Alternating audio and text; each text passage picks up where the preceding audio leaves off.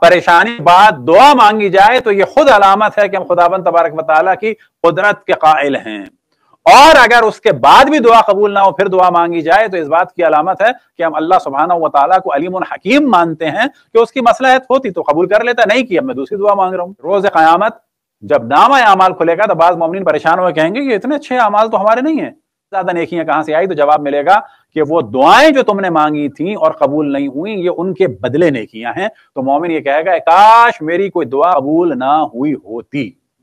تو دعا خود ایک ٹکلی عبادت ہے، عمل ہے، اور عقیدہ جھلکتا ہے کس صورت میں کہ ہم فقیر ہیں وہ غنی ہے، ہم نہیں کر سکتے وہ سب کچھ کر سکتا ہے۔ اینن یہی جھلک نظر آتی ہے ولایت کی کب توسل کی صورت میں کہ اسی اللہ سبحانہ و تعالی نے، ہم میں سے کوئی ایسا نہیں ہے کہ رسول کے بارے میں کہے کہ ان کے پاس جو طاقت ہے وہ ان کی اپنی ہے۔ کوئی کہتا ہے ایسا شیعہ؟ کوئی ایسا کہتا ہے کہ اللہ الگ تھا یہ پہلے سے الگ تھے؟ نہ، ہم کہتے ہیں کہ اللہ نے ان کے نور کو خلق فرمایا، اللہ نے ان کو طاقت دی، اللہ نے ان کو یہ مقام دیا۔ بس جس طرح سے دعا کرنے کے بعد نظر آتا ہے کہ خداوند تعالی قادر ہے اور ہم فقیر ہیں اور علیم حکیم ہے، اینن یہ جلوہ نظر آتا ہے توسل کے بعد، تو یہ جان لیں کہ دعا کرنا ایک عبادت ہے اور اس کا ثواب ہے، اور اس سے روح مضبوط ہوتی ہے اور اس سے عقیدہ مضبوط ہوتا ہے، چاہے دعا قبول ہو یا نہ ہو۔ اسی طریقے سے توسل میں، اور اگر دعا قبول نہ ہو اور اس کے بعد دعا مانگی جائے تو یہ اور زیادہ روح کو نکھارتا ہے کہ ہم ابھی اللہ سبحانہ و تعالیٰ سے غافل نہیں ہوئے، ناراضی نہیں ہیں، اس کو عادل مانتے ہیں، علیم حکیم مانتے ہیں، اور نا امید نہیں ہوئے، کوئی گناہوں میں سے بدترین گناہ نا امیدی ہے۔ اینن یہی جھلک نظر آنی چاہیے کہ ہم رسول سے نہ غافل ہوئے نہ نا امید ہوئے، ان کی مصلحت تھی توسل قبول ہوا، ان کی مصلحت ہوئی تو توسل نہیں قبول ہوا۔ صلوات پڑھیں بر محمد و آل محمد۔ جناب سیدہ سے اور ان ارواح مقدسہ سے، چہاردہ معصومین اور جو ان سے ریلیٹڈ ہیں، کوئی بھی توسل کرتا ہے نتیجہ نکلتا ہے، روح کے اوپر ایک نکھار آتا ہے۔ ایک واقعہ کہ جو ایران کے ایک مشہور خطیب نے خود بیان کیا کہ جب وہ جرمنی گئے تو وہاں ان سے ملنے کے لیے ایک جرمن شخص آیا اور اس نے کہا کہ تو کیا آپ میرے گھر میں مجلس پڑھ دیں گے؟ تو انہوں نے کہا کہ ہاں، لیکن میں پہلے بات کروں۔ اس نے کہا کہ آپ کو مجلس پڑھنی ہے ایک، اور شروع کے 10 دن ہیں، لیکن جو مصائب پڑھنے ہیں وہ حضرت فاطمہ کے پڑھنے ہیں۔ بعد میں انہوں نے ظاہر ہے کہ سفارت خانے والوں کے ذریعے سے آئے تو انہوں نے پوچھا بھی کہ میں پوچھ کے بتاؤں گا پروگرام، تو پوچھا یہ کون ہے؟ کہا کہ یہ ایک شیعہ ہوا ہے اور یہ اپنے گھر میں جو ہے وہ جو بھی آتا ہے ان کو بلاتا ہے مجلس کے لیے ہر سال، پچھلے 2-3 سال سے، تو یہ اعتماد والا ہے، جا سکتے ہیں۔ تو کہنے لگے میں گیا اور بہت ہی مالدار قسم کا آدمی تھا۔ جب اس نے پھر تاکید کی کہ آپ کو جو فائنل ذکر کرنا ہے وہ حضرت فاطمہ کا کرنا ہے، کہ وجہ کیا ہے؟ یہ تو ایام محرم ہے۔ نے وجہ بتائی کہ تو بزنس مین تھا، تھوڑی دیر میں اس نے شادی کی، ایک بیٹی ہوئی۔ تو کہتا ہے یہ جو بیٹی تھی نا، یہ ہماری زندگی میں بالکل ایک بہار آ گئی تھی، ہم دونوں کی زندگی کا مرکز یہ بیٹی تھی۔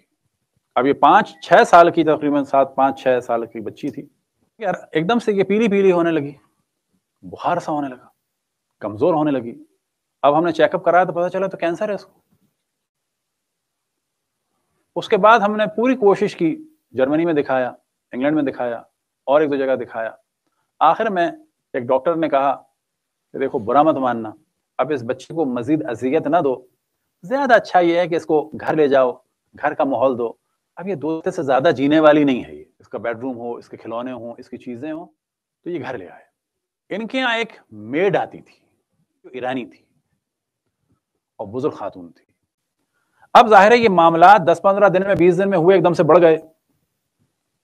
اب اس دوران وہ نہیں آئی یا ان سے نہیں ملی۔ اب جب یہ نا امید ہو کے واپس آئے، اس نے پوچھا کہ یہ کیا ہے سب کچھ یہ؟ تو اس نے کہا کہ جب انہوں نے بتایا کہ نا امید ہے سب کچھ ہو گیا، انہوں نے کہا کہ ایک ڈاکٹر کا میں بھی بتاتی ہوں۔ تو کہتا ہے کہ میں نے کہا کیا تمہارے ایران میں بھی کوئی ایسے ڈاکٹر ہیں؟ کہاں ہے؟ نمبر بتاؤ مجھے، اپوائنٹمنٹ کا کیا ہوگا تاکہ جاؤں وہاں۔ تو اس نے کہا کہ نہ نمبر کی ضرورت ہے نہ اپوائنٹمنٹ کی ضرورت ہے۔ اس نے کہا کیا یہ کیا باتیں ہیں؟ بولا کہ ٹکٹ چاہیے ہوگا، جانا ہوگا۔ کہا کہ نہیں۔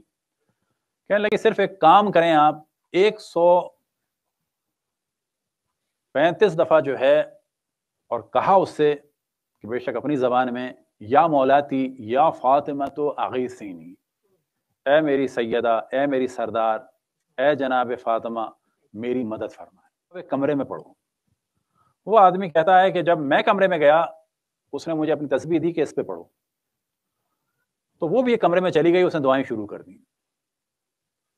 کہنے لگے تھوڑی دیر میں بچی جو میری سو رہی تھی ایک دم سے اس نے جو ہے وہ چیخنا شروع کیا کہ کہاں چلی گئیں کہاں چلی گئیں۔ ہم لوگ دوڑ کے گئے، تسبیح مکمل ہو چکی تھی، تو کیا دیکھا کہ میری بیٹی جو ہے بالکل صحیح سالم ہے، دوڑ رہی ہے اور پوچھ رہی ہے کہ بابا وہ کہاں گئی خاتون؟ تو میں نے پوچھا کون؟ کہا کہ ایک عورت آئی تھی، ابھی خاتون آئی تھی، وہ کبھی اپنا ہاتھ اپنی پسلی پہ رکھتی تھی اور سہارے کے لیے دیوار پہ ہاتھ رکھتی تھی، اور اس نے مجھے شفا دی ہے، اس نے کہا کہ اٹھو اور کہا کہ اپنی اس میٹ سے کہنا کہ جس کو یہ لوگ بی بی کہتے تھے، وہ جو بزرگ خاتون تھیں وہ ان سے کہتی تھی کہ میرا نام نہ لو، مجھے بی بی کو، اس سے کہنا کہ یہ جو تم کہہ رہی تھیں کہ اے میری ماں، اور یہ سیدہ تھیں خاتون، کہ میری عزت نہ چلی جائے، مجھے شرمندہ نہ کر دینا، تو اس سے کہنا کبھی بھی کسی کو شرمندہ نہیں ہونے دیتے۔ تو اس وجہ سے میں ہر سال ایک مجلس رکھتا ہوں امام حسین علیہ السلام کی، لیکن مصائب میں میری خواہش ہوتی ہے کہ حضرت فاطمہ سلام اللہ علیہا کے ہوں۔ صلوات پڑھیں بر محمد و آل محمد۔ توجہ دلاؤں کہ جناب سیدہ سلام اللہ علیہا رحمت للعالمین کے لیے بھی خیر کثیر ہیں۔ وہ امام حسن امام حسین کی ماں ہیں، لیکن اشرف الانبیاء نے ان کو اپنی ماں کہا ہے ام ابیہا۔ امام بھی نہیں ہیں اور نبی بھی نہیں ہیں، لیکن جب تعارف ہوتا ہے ان کا تو اس صورت میں ہوتا ہے ہم فاطمہ تو و ابوہا و بعلہا و بنوہا۔